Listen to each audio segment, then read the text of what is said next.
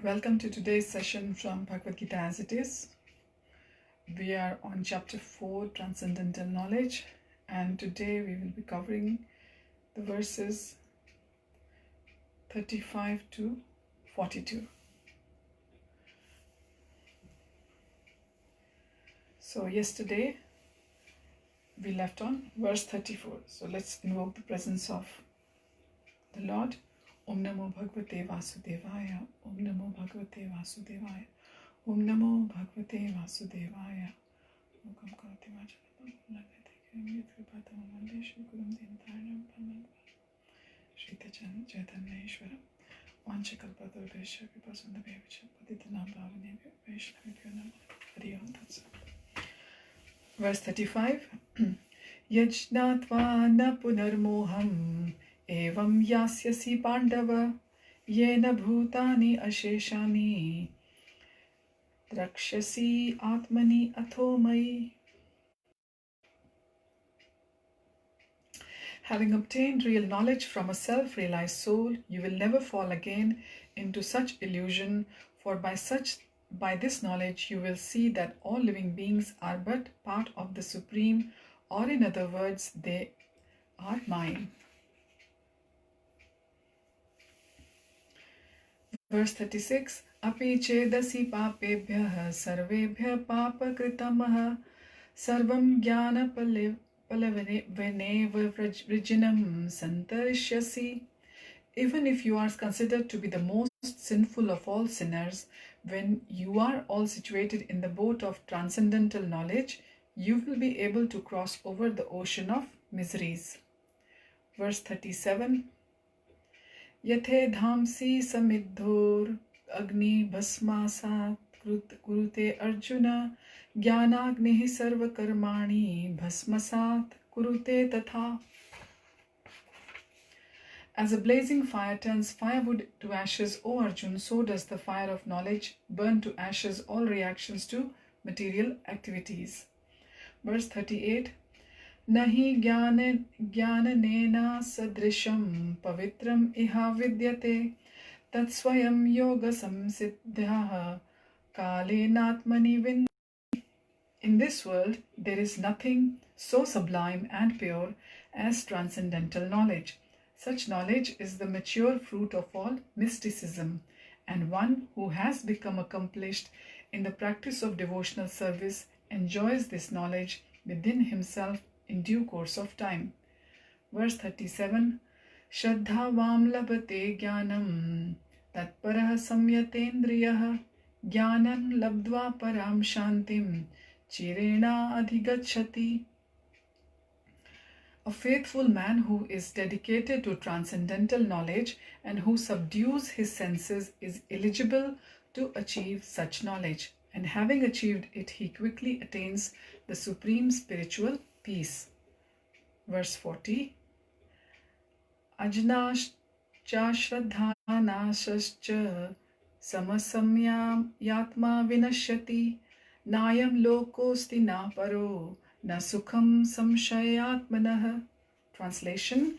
But ignorant and faithless persons who doubt the revealed scriptures do not attain God consciousness, they fall down. For the doubting soul there is happiness neither in this world nor in the next. Verse 41. Yoga sanyasta karmanam jnana sannichinna samshayam atmavantam na karmani nibdhanti dhananjaya. One who acts in devotional service, renouncing the fruits of his actions and whose doubts have been destroyed by transcendental knowledge, is situated factually in the self. Thus he is by the reactions of work, O conqueror of riches.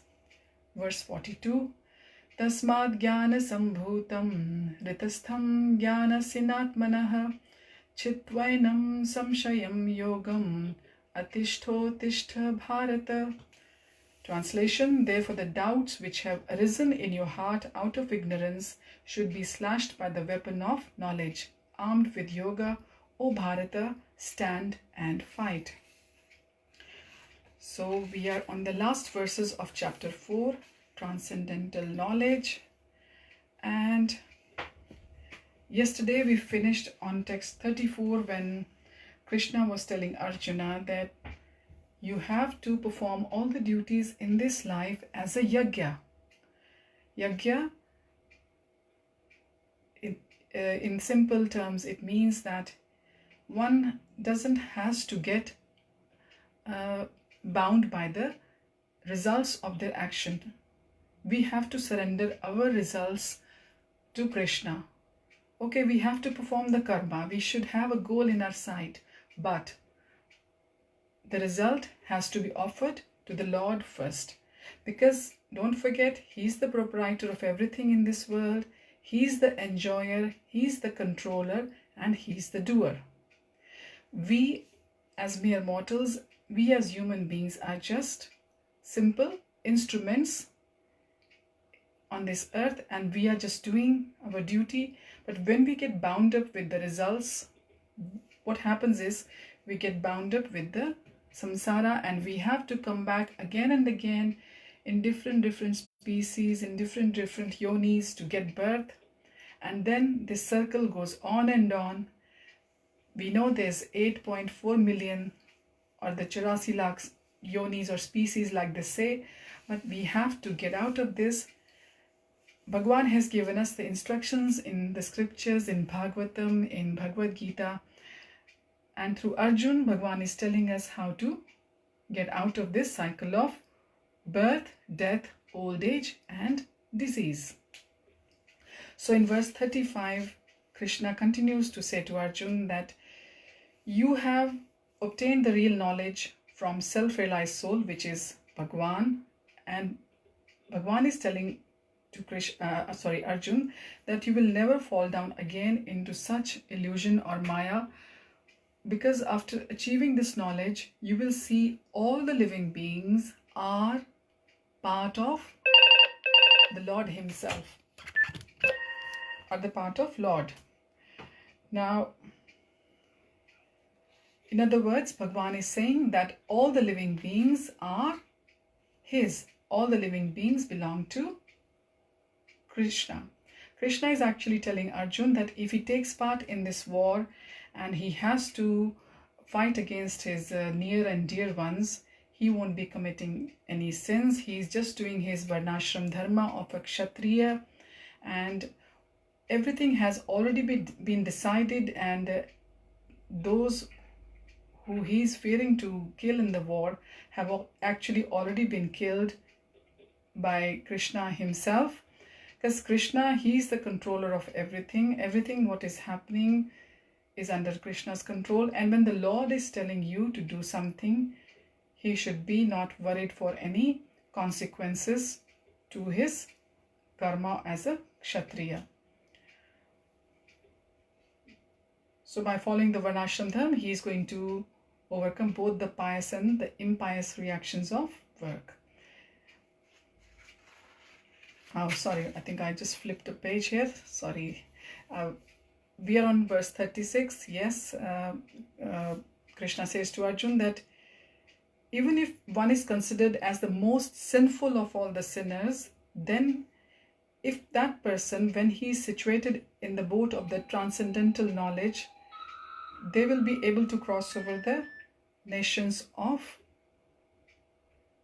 miseries or cross over the ocean of miseries of this world. So what Krishna is telling Arjun that if one is going to surrender to Supreme Personality, that is Krishna, and one is going to become Krishna conscious, that is, one is going to live their life with Krishna in the middle of their life, of all their activities, starting from even doing some shopping, cooking, cleaning the house, dealing with the family members, doing your regular duties. If you think that everything belongs to Krishna, this house is Krishna's, my relatives are belonging to Krishna, these duties are given to me by Krishna to maintain this, and I have to maintain this body, and I have to maintain this household. If I'm earning something, I'm using the part of that earning for helping others to come into the devotional service and to follow the Krishna consciousness. Krishna consciousness in Hindi translates as Krishna Bhavanamrita. So we should become Krishnamay with our bhav should be of Krishna in all our activities in our lives. So once that will happen, Bhagavan says that even the most sinful person will be forgiven once he takes on the transcendental boat of devotional service in Krishna consciousness, and they get liberated. Now in verse 37, Krishna is continuing to say to Arjun that yes, as a blazing fire turns the firewood to ashes, so does the fire of knowledge burns all ashes of all reactions to material activities. So like the fire burns all the wood in the jungle or in the forest to ashes, similarly once one when is equipped with the knowledge from the scriptures, from the shastras, then one is able to understand their position. They understand they are not this body, they are the soul. They are a soul which has a body. So the soul is eternal. Soul just goes from one journey to another, from one species to another. And if one understands their position in relation to the Supreme Personality of Godhead Krishna, then all their reactions, all their bad karmic accounts from the past, they get finished. So in verse 38, Krishna continues that there is nothing pure as the transcendental or the knowledge of Bhagwan, and this knowledge is the mature fruit of all kinds of mysticism, and one who starts to become accomplished in the practice of devotional service, they enjoy this knowledge within themselves. So once we start the devotional practice or serving the Bhagwan in our homes, in the beginning it is difficult because you have to follow the rules and regulations. You have to cook without onion and garlic to start with, and then you offer the bhoga to Bhagwan, and then you have the prasad. So in the beginning you might think that, oh, I have to offer Bhagwan in the morning, in the evening. You can set the times in your house that you want to offer in the morning or in the evening, or you want to offer once a day, whichever is helpful to you to start. And then slowly you will see everything becomes habit, and then you start doing the japa. When you do the japa on the beads, on the mala, in the beginning it is tough, but remember it only takes minimum 7 to 10 minutes to do one round of 108 beads. So it's not that difficult, and we know that if we practice something within 21 days, it becomes a habit. So if we keep practicing something for 21 days, it becomes our second nature. But following the rules and regulations, doing everything for Bhagwan, and then like I've seen people who do their shopping of clothes and even general household stuff, they'll bring and put in front of their deities first, because they want to offer it to Bhagwan first, and then have it as a prasad, because they understand Bhagwan has given us the resources or the strength to buy certain stuff.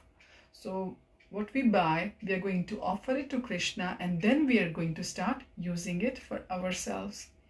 So it's going to be tough in the beginning, but I was hearing from one advanced devotee of our movement, Vaisheshika Prabhu, and he's also Prabhupada disciple. He was saying that within a decade, within 10 years, everything becomes like a habit. And I can tell from my experience and that we have been doing this beautiful process of devotional service for nearly 10 years now, and I don't think we can do anything without Krishna now. Krishna has become our integral part. Krishna was always our integral part, but due to the dust on our hearts, of our the mirror of our hearts, we had forgotten him. But by Krishna's mercy, we have come back to serve him with the help of the devotees, and due to some maybe pious sukriti of some some family members who have given us their punyas to do this, or something we must have done something right in our past lives that we have taken on this devotional service nicely. And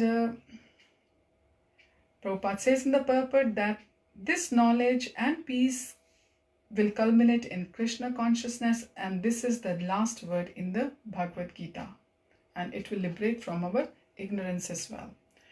Now in verse 39, Krishna continues to instruct Arjun, that a faithful man who is dedicated to this transcendental knowledge, he is able to subdue his senses and is able to subdue his senses to achieve such knowledge, and having achieved, he quickly attains this supreme spiritual peace. So Krishna is telling Arjun again and again the same thing in different perspectives, that after having controlled your senses, if you're able to get this transcendental knowledge and you're able to realize it, then you are going to have the supreme spiritual peace, which is absolutely true. Because we can, unless and until we are able to control our senses and employ them for serving Krishna. For example, when we do Aarti of Bhagwan, what do? We offer Bhagwan some dhoop and deep, okay? And then we take the dhoop and deep afterwards, after offering to Bhagwan as prasad. And similarly, we offer the flowers to Bhagwan, and then we take this fragrance of it. So what is it that after buying the flowers from shop, you're not just going to sniff them and smell them, you are first offering them to Bhagwan. So you are controlling your senses. And similarly, when you're cooking and offering the bhoga to Bhagwan, you are having the bhoga after offering it to Bhagwan. So that becomes prasad. So the bhog which has been offered becomes prasad. Your cooking, which you were going to eat otherwise straight after cooking for yourself, you have offered it to Bhagwan. So it has been accepted by Bhagwan first. Now you are going to eat the prasad.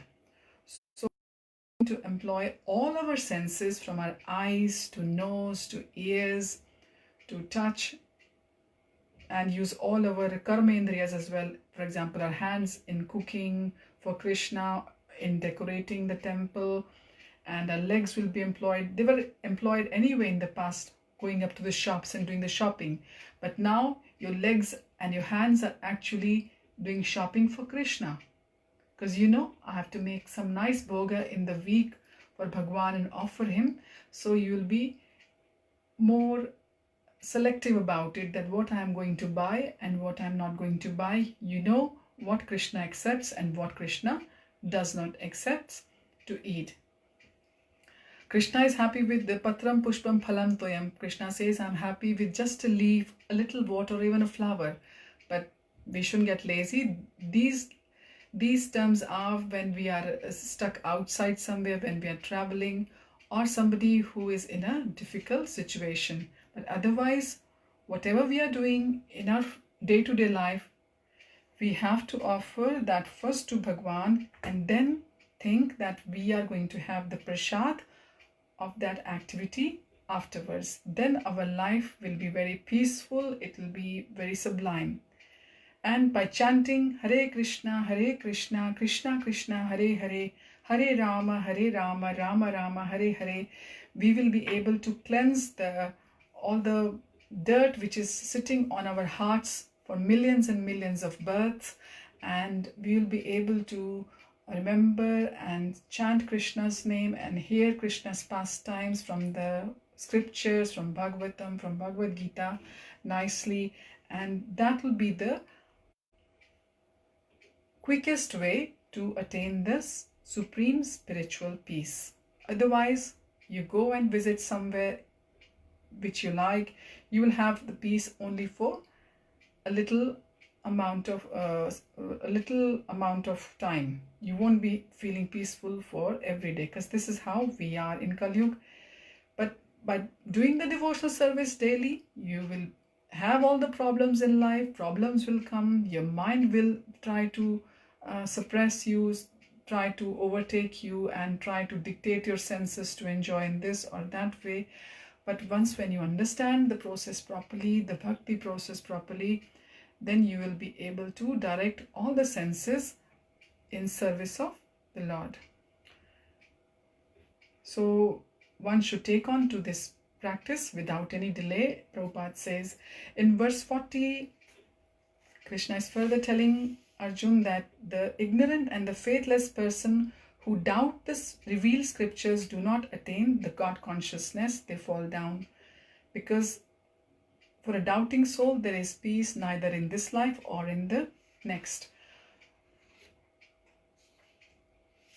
There will be some reasons that some people will be always doubting the scriptures, that Bhagavad Gita, now Krishna doesn't mean this, or they will just try to have their own interpretation. That could be due to some of the past karmic activities also in their life.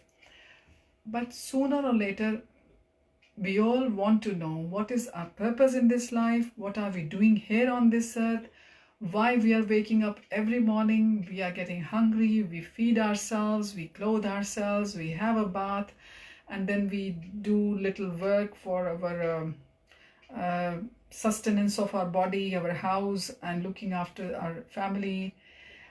What's the purpose of everything? Sooner or later, everyone is bothered with this question. So when you hear again and again from Bhagavad Gita, and when you hear from the persons who have realized themselves, who have understood what Krishna is saying in the scriptures, for example, Prabhupada, who has given us word-to-word meaning very clearly, unlike some gurus who are just making it like a big some kind of a exhibition, but they are not giving the real essence or the real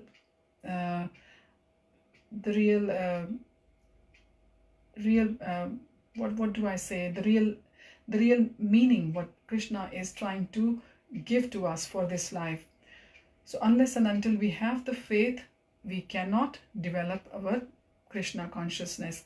So Krishna is saying the people who will doubt, they will be happy not in this life nor in the next, because they will be living their life according to their own will and according to their own whatever pleases them, because we have to follow something.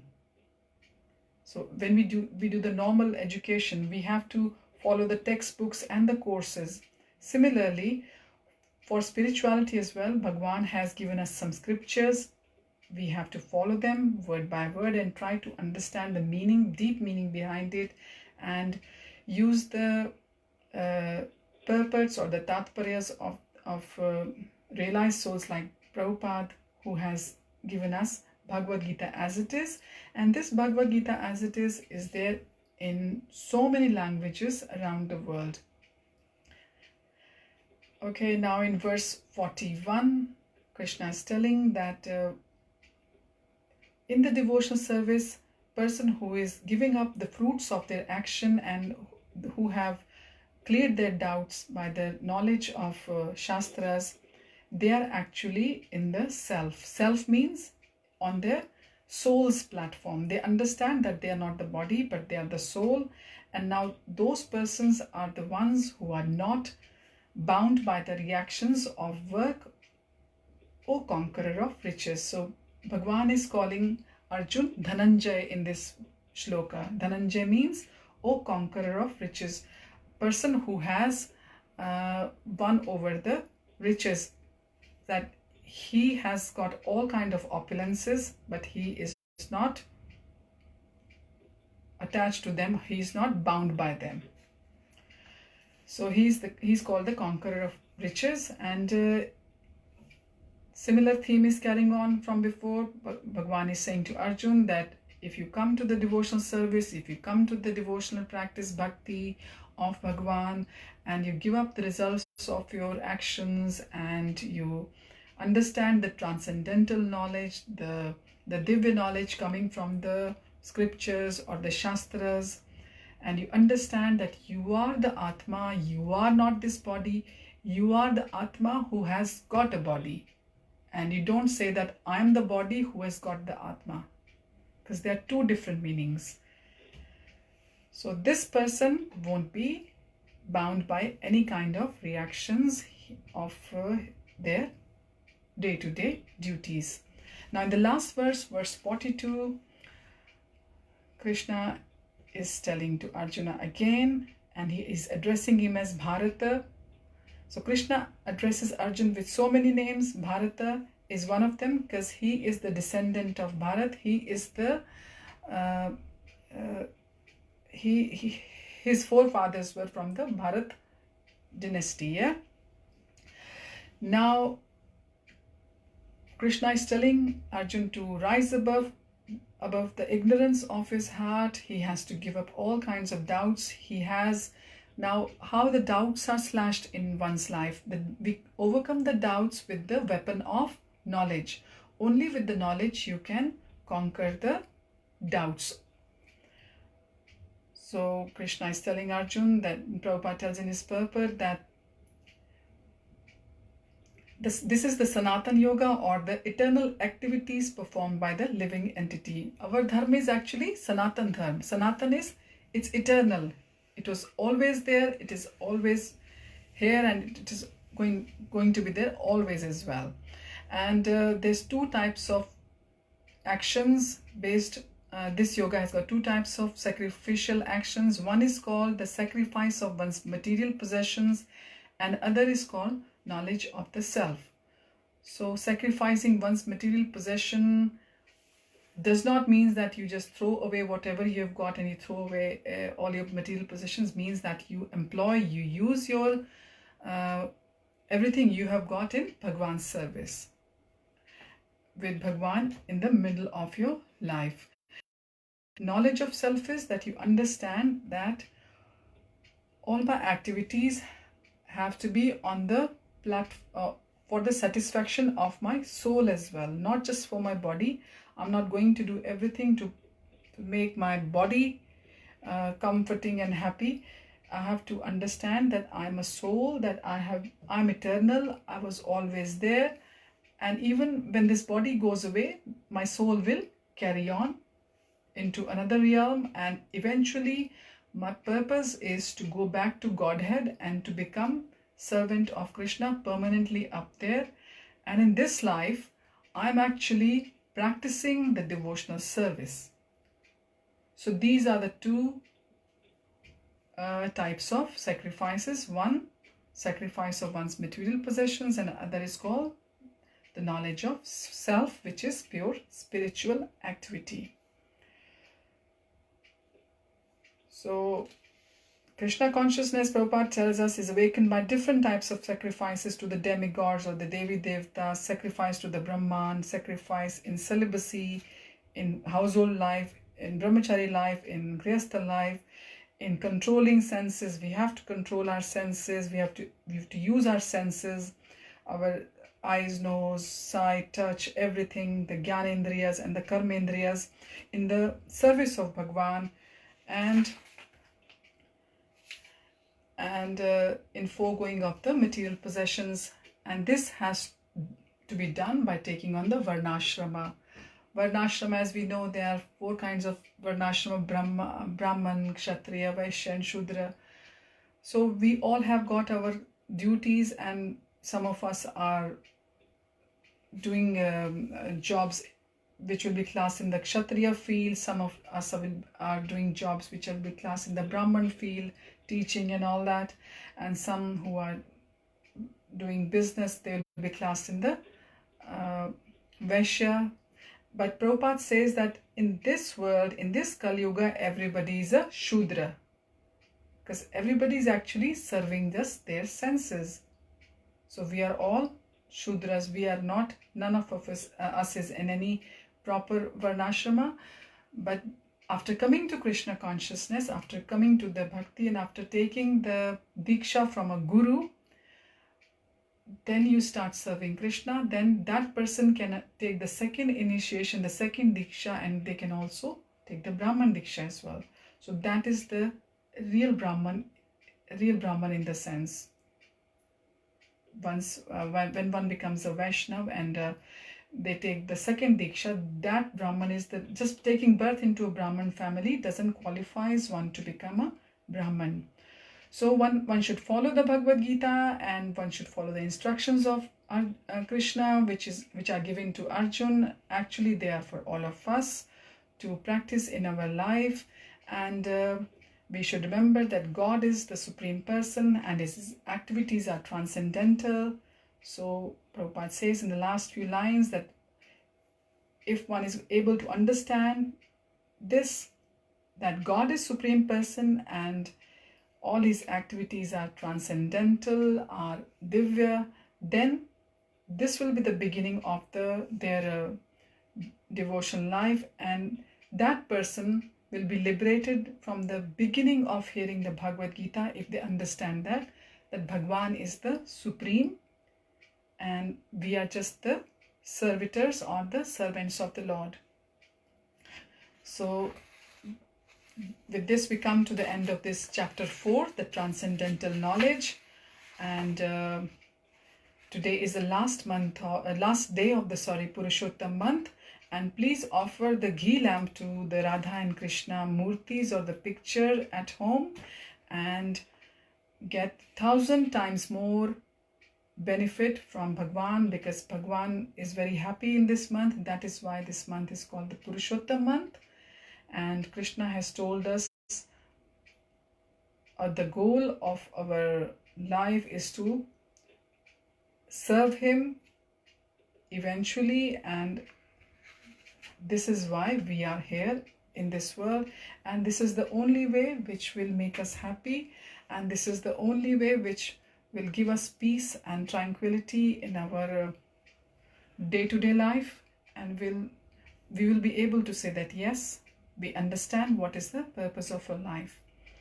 Okay, now tomorrow we will begin Ramayana reading, and this Ramayana is Valmiki Ramayana written by Bhaktivikas Swami, and it's very nicely written, and we will start reading from tomorrow for 15 minutes to 20 minutes daily. And once we finish the Ramayana, then we will come back to Bhagavad Gita as it is. And tomorrow is also the beginning of Navratri, and just to remind everyone that who is Durga Devi? Durga Devi is actually the sister of Lord Krishna. So those of us who will be worshipping the Durga Devi, we should ask her that Durga Devi, please give us bhakti so that we can serve Krishna. We should not ask any Devi Devatas or even Bhagwan for Bhagwan just give us some material comforts. Ask for bhakti, and believe me, when we ask for bhakti, Bhagwan gives everything without us asking for it. And if you ask bhakti from Durga Devi, she'll be more than happy, because she is the dear sister of Krishna himself. So with these words, I'll take leave of you. I'll thank you, Neena Didi and Narayan Kishore Prabhu, for joining today, and I will come back tomorrow again. Hari Om Tat Sat. Hare Krishna.